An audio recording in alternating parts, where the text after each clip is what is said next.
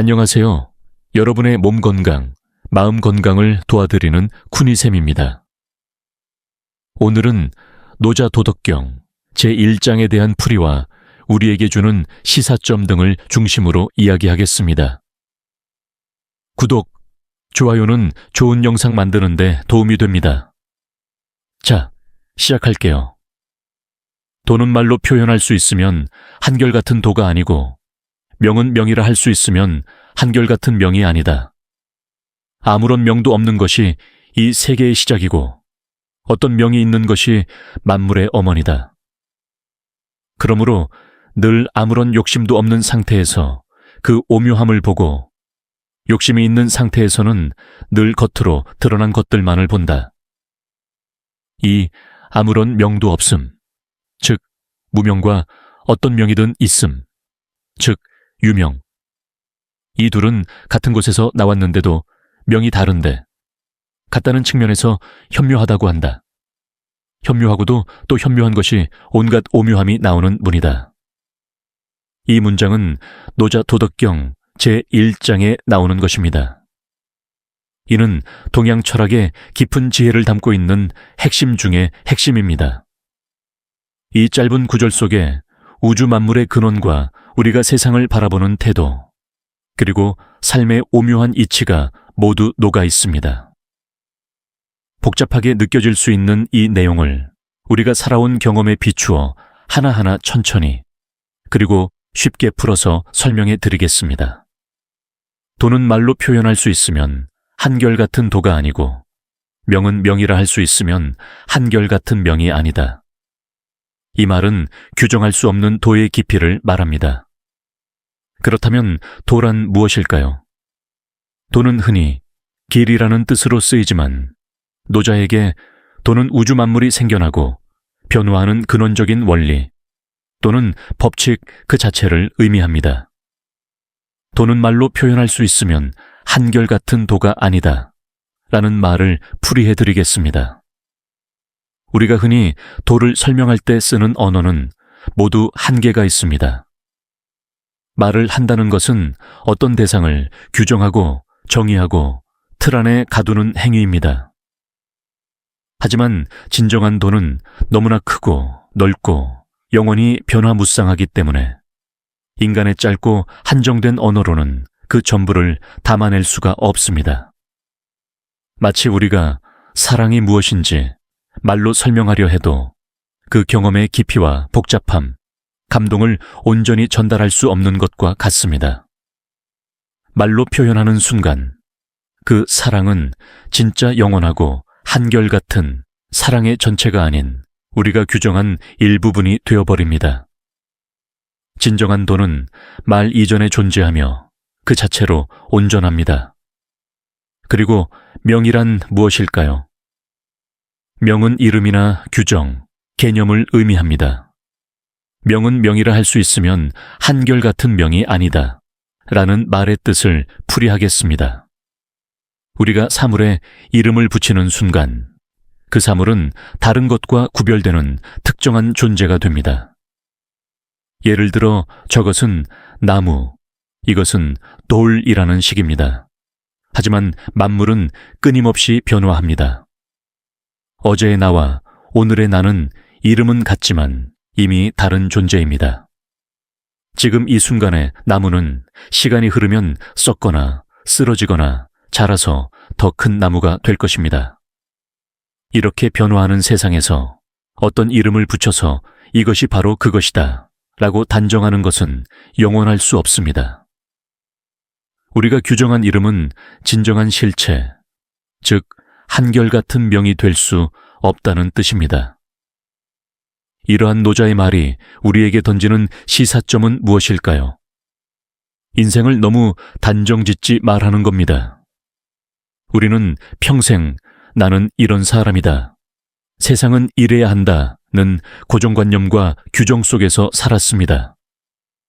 하지만 노자는 그 모든 규정에 매달리지 말라고 합니다. 내가 아는 것, 내가 규정한 것이 전부가 아니며 세상은 늘 새로운 모습으로 흘러가고 있습니다. 내 생각의 틀을 깨고 유연하게 세상을 바라보는 것이 지혜입니다. 아무런 명도 없는 것이 이 세계의 시작이고 어떤 명이 있는 것이 만물의 어머니다 라는 말의 뜻을 풀어보겠습니다. 무명, 즉 아무런 이름도 없는 것이 이 세계의 시작입니다. 무명은 이름이 없는 상태, 즉 아직 아무것도 규정되거나 나누어지지 않은 혼돈의 상태를 말합니다. 세상에 하늘과 땅이 갈라지기 이전, 사물이 생겨나기 이전에 그 텅 빈 근원, 무지의 상태를 의미합니다. 마치 아직 아무것도 그려지지 않은 새하얀 도화지와 같습니다. 이 도화지가 있어야 비로소 그 위에 온갖 그림, 즉 만물을 그릴 수 있습니다. 모든 가능성이 열려있는 근본 바탕입니다. 노자는 이 근본을 무명이라 부르며 이것이 우주의 출발점이라고 말합니다. 노자는 어떤 명이 있는 것, 즉 유명이 만물의 어머니다 라고 말합니다. 유명은 이름이 있는 상태, 즉 만물이 모습을 갖추고 나타나서 서로 구별되는 상태를 말합니다. 만물은 눈에 보이는 온갖 사물, 현상, 생명체를 뜻합니다. 이 만물은 유, 즉 있음의 세계입니다. 어머니는 모든 것을 낳고 기르는 존재입니다. 유명은 무명이라는 텅 빈 바탕 위에서 구체적인 형상과 이름을 가지고 만물을 낳아 기르는 세상에 드러난 현상의 세계를 상징합니다. 우리가 사는 이 현실 세계, 즉 있음의 세계가 바로 만물을 낳는 어머니와 같은 역할을 합니다. 이 말이 우리에게 던지는 시사점은 없음, 즉 무의 소중함을 알라는 겁니다. 우리 삶을 돌아봅시다. 텅 빈 공간, 빈 시간, 마음의 여백. 이런 없음이 없다면 우리는 아무것도 채우거나 시작할 수 없습니다. 컵에 빈 공간이 있어야 물을 담을 수 있고 방에 빈 공간이 있어야 가구를 놓을 수 있듯 무명의 상태가 곧 새로운 시작의 기회입니다. 노자는 눈에 보이는 있음만큼이나 눈에 보이지 않는 없음을 소중히 여겨야 한다고 가르칩니다. 그러므로 늘 아무런 욕심도 없는 상태에서 그 오묘함을 보고 욕심이 있는 상태에서는 늘 겉으로 드러난 것들만을 본다. 이 문장은 우리가 세상을 어떤 마음가짐으로 바라봐야 하는지에 대한 노자의 실천적인 가르침입니다. 늘 아무런 욕심도 없는 상태에서 그 오묘함을 본다 해서 무욕은 사사로운 욕심, 고집, 편견, 집착이 없는 맑고 깨끗한 마음 상태를 의미합니다. 묘는 오묘함, 깊숙한 이치, 숨겨진 진리, 사물의 근본적인 본질을 뜻합니다. 마음속에 자기 이익이나 선입견이 없을 때 비로소 우리는 사물의 겉모습을 넘어선 깊은 속뜻을 통찰할 수 있습니다. 노자는 우리의 마음을 흐트러뜨리는 욕심을 비우고 마치 깨끗한 거울처럼 세상을 있는 그대로 바라볼 때 만물이 움직이는 숨겨진 원리를 깨달을 수 있다고 말합니다. 욕심이 있는 상태에서는 늘 겉으로 드러난 것들만을 본다 라는 문장에서 유욕은 무엇인가를 바라고 쫓는 마음, 특정 목적을 가지고 사물을 재단하려는 마음을 뜻합니다. 요는 사물의 겉모습, 현상, 경계, 끝, 징후 등 표면적으로 드러난 부분을 의미합니다.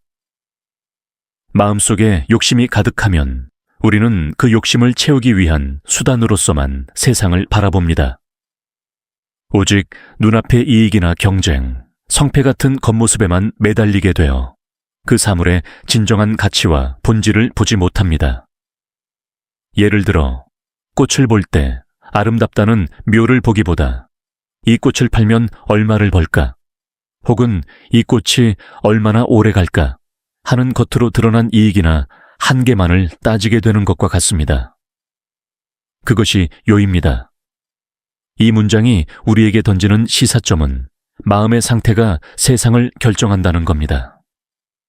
우리가 평소 어떤 마음을 가지고 있느냐에 따라 세상이 완전히 다르게 보입니다. 노자는 우리 삶의 후반기에는 경쟁과 집착을 내려놓고 고요한 마음으로 만물의 오묘한 이치, 즉 도를 관찰하며 살라고 권합니다. 진정한 삶의 지혜와 평화는 겉으로 드러난 재산이나 명예가 아닌 욕심 없는 마음에서 오는 통찰 속에 있습니다. 이 아무런 명도 없음, 즉 무명과 어떤 명이든 있음, 즉 유명. 이 둘은 같은 곳에서 나왔는데도 명이 다른데 같다는 측면에서 현묘하다고 한다. 현묘하고도 또 현묘한 것이 온갖 오묘함이 나오는 문이다. 이 문장을 풀이하겠습니다. 무와 유는 뿌리가 같다는 겁니다. 이 둘은 같은 곳에서 나왔는데도 명이 다르다 해서 이 둘은 앞서 말한 무명과 유명을 가리킵니다. 무의 세계와 유의 세계는 분명히 다르게 보이고 이름도 다르지만 근원적으로는 하나의 바탕에서 나왔다는 뜻입니다. 마치 동전의 양면처럼 빛과 그림자처럼 이 둘은 서로를 떠나서는 존재할 수 없으며 하나의 근원에서 나온 것입니다.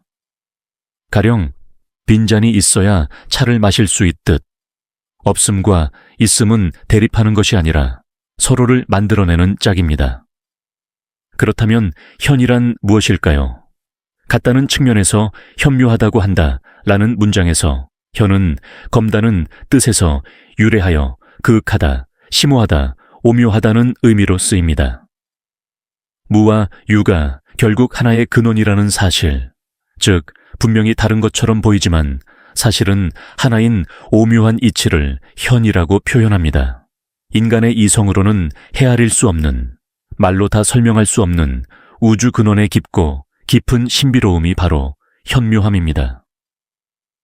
현묘하고도 또 현묘한 것이 온갖 오묘함이 나오는 문이다 라는 문장에서 현묘하고 또 현묘하다는 것은 가장 깊고 가장 근원적인 신비 그 자체를 강조하는 표현입니다. 온갖 오묘함이 나오는 문은 세상의 모든 신비로운 현상과 이치, 지혜가 끊임없이 흘러나오는 출입구를 뜻합니다. 이 문장이 우리에게 던지는 시사점은 삶의 신비를 받아들이는 태도를 말합니다. 노자는 우리 삶이 있음과 없음, 성공과 실패, 기쁨과 슬픔, 삶과 죽음 등 수많은 대립적인 것들로 이루어져 있지만 결국 이 모든 것이 하나의 근원적인 생명의 흐름 속에서 일어나는 현상임을 깨달으라고 말합니다. 이 깊은 오묘함, 즉 현묘함을 받아들이는 것이 삶의 모든 어려움과 기쁨을 포용하고 초월할 수 있는 진정한 지혜의 문을 여는 열쇠입니다. 노자 도덕경 제1장은 단순한 철학이 아니라 우리가 삶의 마지막 단계를 어떻게 평화롭고 깊이 있게 살아가야 할지에 대한 지침서입니다. 우선 집착을 내려놓으세요. 당신의 고집, 생각, 이념, 심지어 나라는 규정까지도 영원한 것은 아닙니다. 말과 이름의 한계를 인정하고 생각의 틀을 깨고 유연하게 사세요. 그리고 없음의 여백을 즐기세요. 텅 빈 시간, 고요함, 마음의 여백. 이 없음 속에 모든 새로운 가능성이 숨어 있습니다. 억지로 무엇인가를 채우려 하지 말고 비움의 평화를 누리세요. 그 다음 고요한 마음으로 본질을 보세요. 세상을 이익이나 경쟁 같은 욕심이 아닌 고요하고 욕심 없는 마음으로 바라보세요. 그러면 겉모습 너머에 숨겨진 만물의 오묘하고 아름다운 이치가 보일 것입니다. 마지막으로 삶의 모든 것을 하나로 포용하세요. 기쁜 일과 슬픈 일, 성공과 좌절 등 우리 삶의 모든 대립적인 경험은 사실 하나의 큰 우주적 흐름 속에서 나온 것입니다. 이 모든 것을 현묘함으로 인정하고 그 깊은 신비를 포옹하며 사는 것이 최고의 지혜입니다. 이 지혜는 평생의 경험을 통해 축적된 시니어 여러분들의 지혜와 맞닿아 있습니다. 이제 편안한 마음으로 삶의 본질을 관조하는 시간을 가지시길 바랍니다.